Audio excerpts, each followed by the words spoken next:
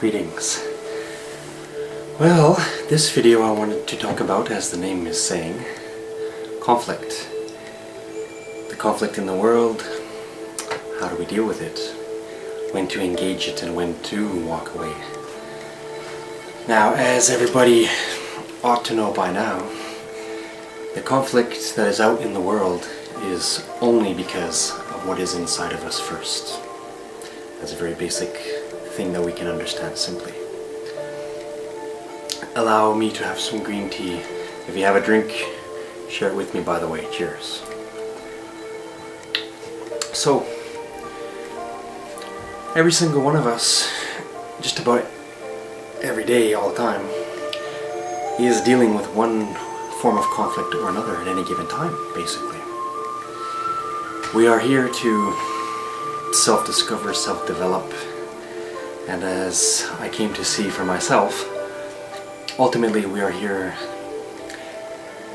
for a purpose of self-acceptance. Truly, only when we really embrace the true inner self, then the conflicts that are in us may start to cease and stop having power and control.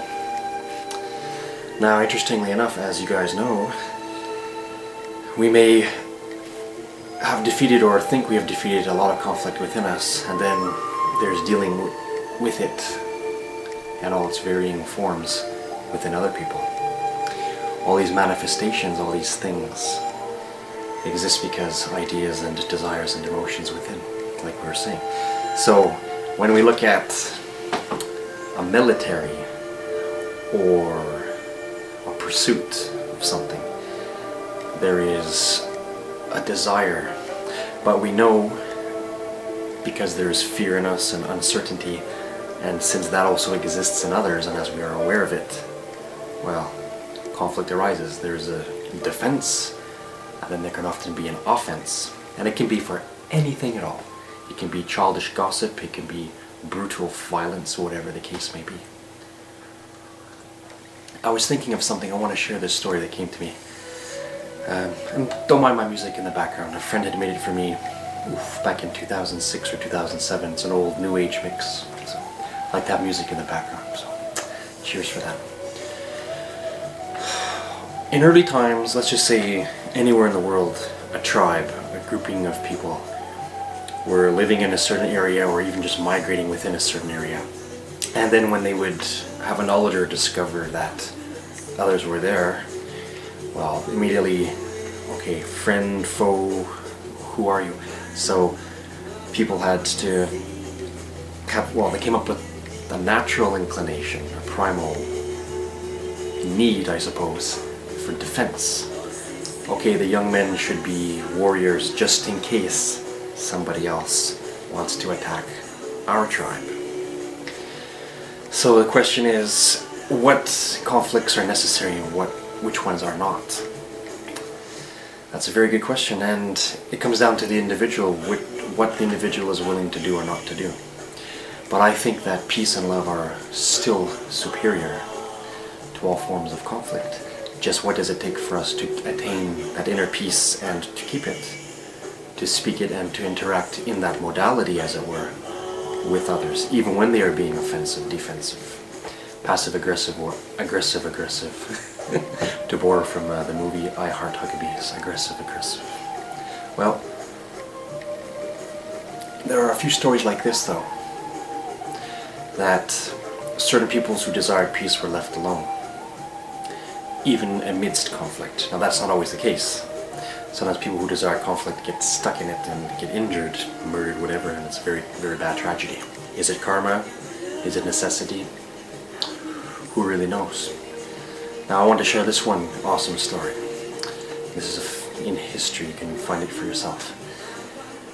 Back in colonial times and such, and pioneer age for the New World, when Europeans were coming to what had been called thereafter the Americas, well, yes, there were Native American or First Nations people that were here. And naturally, they were wondering, well, who are these guys? And the people coming over, the Europeans, and for my physical body right now, I have white ancestry. And so there was an exploration, and there was a discovery, and and inevitably there came conflict, fighting, and confusion.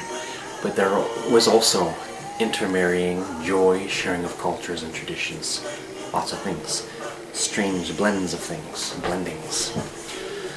Well, it was said that there was a certain type of Christians, I guess they still exist today, called the Quakers. And the Quakers wanted nothing to do with the conflict. They were not going to fight for the whites, and they were not going to fight for Indians, which was a bad name, but the Native Americans. They said, we want nothing to do with this conflict. May we live here in peace, you guys duke it out, we want nothing to do with it. Both the white Europeans as well as the First Nations left the Quakers alone completely. So the point being of that is when we really want to overcome the conflict inside of us and not manifest it due to fear and anger and pride and jealousies and these sorts of things, then we are becoming the good example, because this love and light does exist inside of everyone. As Siddhartha Gautama said, who later became known as the Buddha, verily I say, you are Buddha. We are all cut of the same cloth, as it were, constitutionally, originally, and in essence. So all that said, my long introduction or whatnot, but the conflict in the world is always based on, as it is said in from George Lucas movies, the Star Wars trilogy as well, which was 6 movies, 7 movies going on, whatever it is, but anger, fear, and leading to aggression, the dark side. There are a lot of persons who don't want to take the time to really sit and talk. When there is a desire to prove something, when there is a deep-seated insecurity, when there is a lack of self-acceptance, then there is an aggressive motion. We are in a world that we see a taste of heaven and a taste of hell. And it is from the inside that it is brought about. Like the old Alice in Chains song, how does it go? Like the coldest winter chill, heaven beside you, hell within. Well, the natural world that was an intelligent creation, we can say it was from the Great Spirit, or call it God. But was it manifested by demigods, and the Watchers were also ETs, this, that, and the other? Well, whatever level of handing down the torch to make the actual manifestation, it doesn't matter. But the point is intelligent design. Even in nature we find that there's conflict, right? Animals kill other animals. Ants fight over turf wars. The lion chases the zebra. Whatever. Certain plants are toxic and dangerous and can kill, etc., etc. Everybody knows these things. Well, that was made, I believe, certainly intentionally, as a form for us to learn that in nature there are such necessities, and to have a respect for things, because there is a cycle of life, and there is such a thing as action and consequence. And I believe our main thing of being in this planet, yes indeed, apart from the self-acceptance, but what is leading to the self-acceptance has to do exactly with that. Learn whether you want to believe in this or that God, whether you want to be a Christian, a Muslim, Buddhist, an atheist, an on-the-fence agnostic, whatever. The point is, reality is what it is, not dependent on human belief alone. We may believe in something and manifest something. Religion causes wars. Science takes away the sacred out of everything and takes away the purpose. All of these things and more in between, and all the extremes. But what is truth? Is it not fairly said, though, that all beings ultimately are searching for happiness, and happiness is only really had with self-acceptance? Now, here are a couple of varying opinions about conflict. Some people may take the total pacifist way, or the divine feminine approach, and passively say, and it's not to say it's a weakness, it's not. It's equal power. But to say, let this be, it'll do what it'll do, and accept it, embrace it, whatever. Let it go through you, let it take its course. And then there you have the divine masculine, which would be the protector, the fighter, sometimes the aggressor. And when and where should we be one or the other? It's not to call it male or female. We have the sexual parts and pieces in order to procreate and keep humans coming, and the reincarnation cycles and circles leading to our soul evolution, our spiritual attainment. But whether or not you even believe in that isn't the point. It's that there are choices every day to be made. Which conflicts are we willing to face and embrace? Which ones are we going to go and fight with or against? It can be very difficult. Nobody is exempt. I also have my conflicts within my heart. My broken heart for the world, for example, my sadness. And I'm not overall a sad or depressed person whatsoever. I wouldn't make these videos if I was. Or I would do other videos. Life sucks and all this and that. Well, I understand that phase too. Because a lot of this life can suck. To use the parlance of the times. But it's as if at this point many of us are really starting to realize this planet is backwards. It's rubbish what's happening. Why is there still fighting? Why is there still racism? Why is there still sexism? Why is there still such poorly received and returned words and actions and such of any kind? And we have to understand that each person has to be willing to take up the good fight within themselves. Be an army of one, an army of truth, as it were, and be that truth which you wish to see in the world, if I may quote the beautiful Mohandas Gandhi.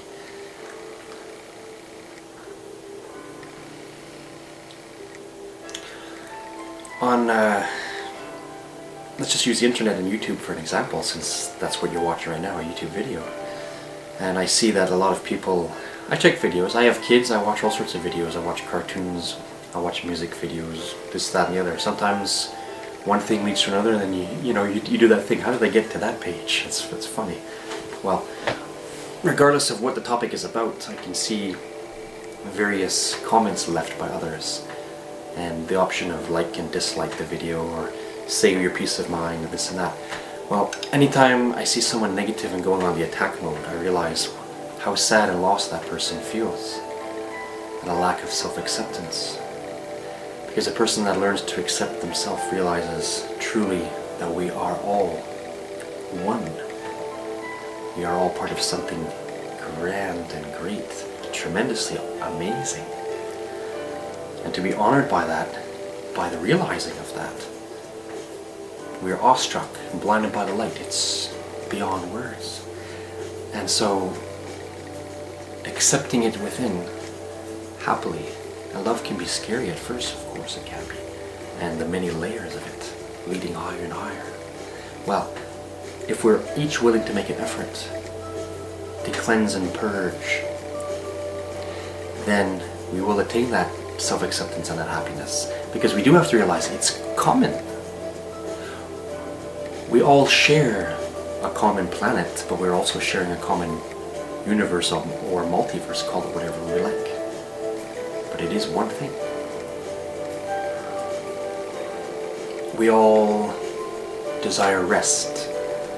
These bodies desire some form of sustenance. 99.9999 whatever percent of us eat. We all, 99% of us have a sex drive, however embraced or not. We all have, basic stuff. You make up your own things here. You know what I'm talking about. There's a common thing, a common theme. But even beyond the body, and in other worlds and other dimensions, there are common themes, the tie that binds, and has to do with acceptance of self. Am I willing to see the source, and to see that I am from it also, and part of it? Am I going to use, we are all allowed to have our bad feelings and emotions, but are we going to be big enough to do something good, productive, creative, or handle it or gently share it and have someone help us? Or are we going to attack and hate? Attack and hate is a cry for help. There are all these stories and lies that go out from people that are humongous fear mongers. Inside, that's what they are. They want it to be everybody's war. Let's just look at some of the wars in the world right now. Let's look at the United States. Army, military, occupying this or that, or it's not even to pick on them, oh, those bad Westerners. Not at all. Which nation or which people didn't do violent things and disgusting things? Everybody's guilty. And even if the violence wasn't physical, if it was a gossipy and feminine, quote unquote, as it were, that is also violent and rubbish. Be that as it may. Looking at the present situations, why does anyone have to actually fight and kill anyone? Because of what, a program? Because if I don't, they're gonna do that. Imagine if, that's what my dad said to me a long time ago, and it's true. All war is one rich fat man disagreeing with another rich fat man, or women, a few of each, whatever the case, and sending young people to fight for them. Do you guys remember the movie Braveheart, whoever saw that? Remember William Wallace, the leading his people to freedom, fighting in the front lines, whereas the cowardly British king, Longshanks, sitting behind his entourage and all his soldiers. So we ask the question, when there is a conflict, what if both sides just said no? And take the rich leaders and, here, you know what? Rather than kill each other, let's not even put on boxing gloves. Why don't you have a long talk? Because you're both afraid of the same thing. You're both not feeling a self-acceptance. Because if you did, you wouldn't do any violence at all. A person that has happiness is one that has an acceptance. This world can be very beautiful if we have our minds and hearts tuned right. And sometimes, as Solomon said, yes, knowledge can lead to sorrow, because as our awareness grows, we say, oh, there's a subtle war taking place there and there, and oh my goodness. But, to quote again, nothing new under the sun. Whatever is within us was capable of being anywhere in the whole cosmos. If one person on this planet could become the holy sage, they could preach to the universe about love and light. And that is true. We have become addicted to conflict. People prosper off conflict, making money off you. Are you feeling sad? Are you feeling insecure? Buy a pair of shoes. Yeah, you'll feel better. Get some chocolates. It's not that we don't need those things too, but I'm saying when our insecurities get prompted by others even more insecure than us, and we're told to do what? This and that will fix it, the quick fix. Work your 9-to-5 job, come home and distract yourself. There's your life. Is that happiness or is that just a distraction? Not to say there's not happiness in that. Yes, provide for a family, yeah, you gotta earn money, this and that. But the point is, are we willing to really take the time to work on the self? I say take anybody, no matter who they are, put them on an island alone all by themselves. Yeah, give them food and shelter, no worries. No animal's gonna kill them, no trouble. They're not gonna die in a storm or a rock falling down or a volcano or something. And have the time to sit with self.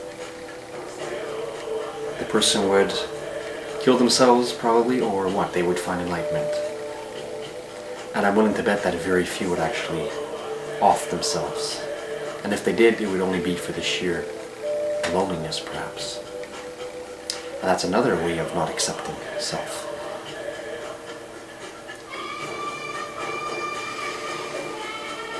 I view this world and its history, and many of you who watch my video and the types of videos that are like this, you understand reincarnation and our having walked for a little while. And well, we've seen a lot of things. I can stare into the sky like I'm doing now with longing eyes and looking without looking, staring without staring, and just sigh and laugh and smirk and shake the head too. But it's still a beautiful place.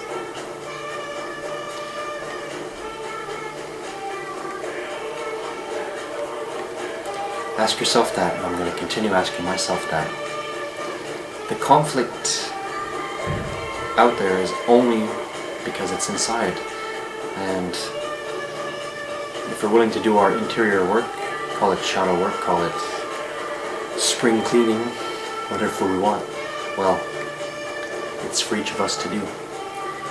I do not think it's good to go, oh well, I'll just wait for some God to fix it. It's not to say God isn't real and there is God and gods that can fix it, but are we not meant to find it also inside of us and utilize it? There are many cop-outs. People are so insane that they will call another person delusional, or they will violently attack them for having a different opinion. But is that right? Does that make you in the right or in the wrong? Gentleness is the key of all truth. The sage will sit and reply calmly with diplomacy as much as possible. We all are able and are going to, because the potential is there, become wise and calm and loving. It could take a long time. But it is an individual choice. As long as we're blaming everybody and looking for conflict and staying addicted to the conflict, then we're not putting the spotlight on self. We're saying, you, your fault, you did it. You did this to me. That person's to blame for that. Well, are we not also capable of those atrocities too? Are we not doing them? Are we not being violent when we're pointing the finger? What did the teacher say to me many years ago when I was in grade school? Every time you point a finger, you got a few pointing back at you. I had a friend from Korea. What was his name? Moonsu. And he said that the polite way to address someone, if you have to motion or point to them, is to do this. You never do that. Isn't that nice?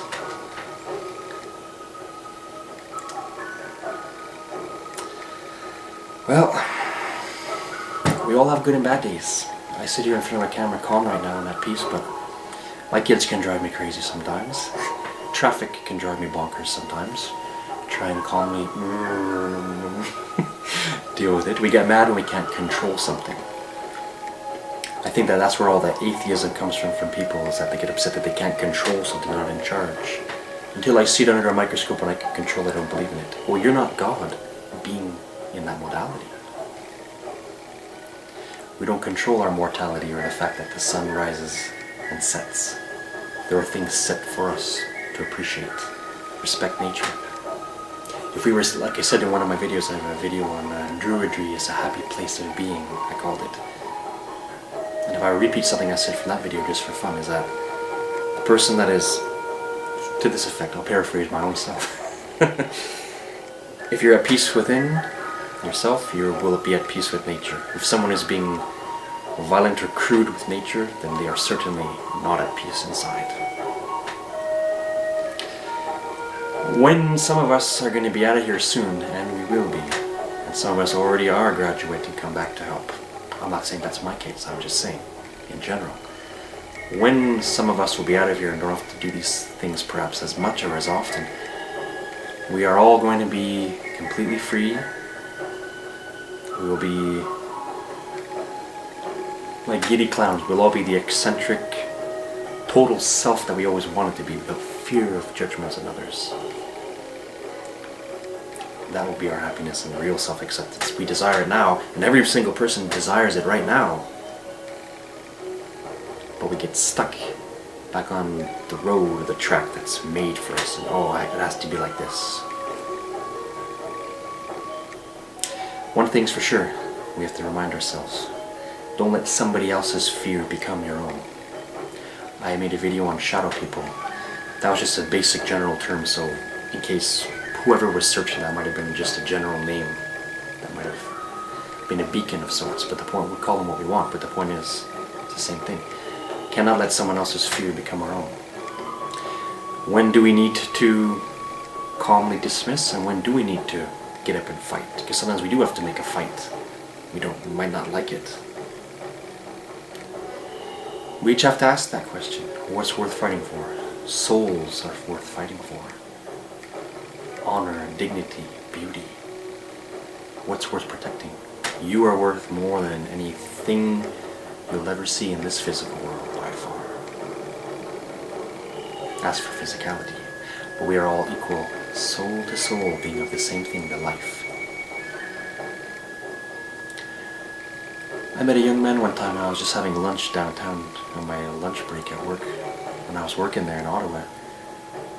Similar guy, and we just started chatting. Young dude like myself, we were in our mid-20s at the time, 24 maybe, 25, I don't remember. And he said a nice quote from something he read from, I think it was Buddhist or Hindu, but he said, "Never forget that you are also part of someone else's dream." Life certainly isn't about me, me, me, me, me. I know a lot of people that, maybe I'm guilty of it too sometimes, sure, that we take advantage of others very much. We only do something when it suits us. A great or a real friend is someone that does something for another when it's not necessarily pleasant for themselves. Well, there you go. When do we sacrifice ourselves to help someone else's conflict? That's a noble gesture. Not to do it in a stupid sense or be a martyr for the sake of the glory of martyrdom, but when do we, with maturity and grace, wish to help someone else's troubles? That means you have accepted yourself and you have seen yourself in the other person.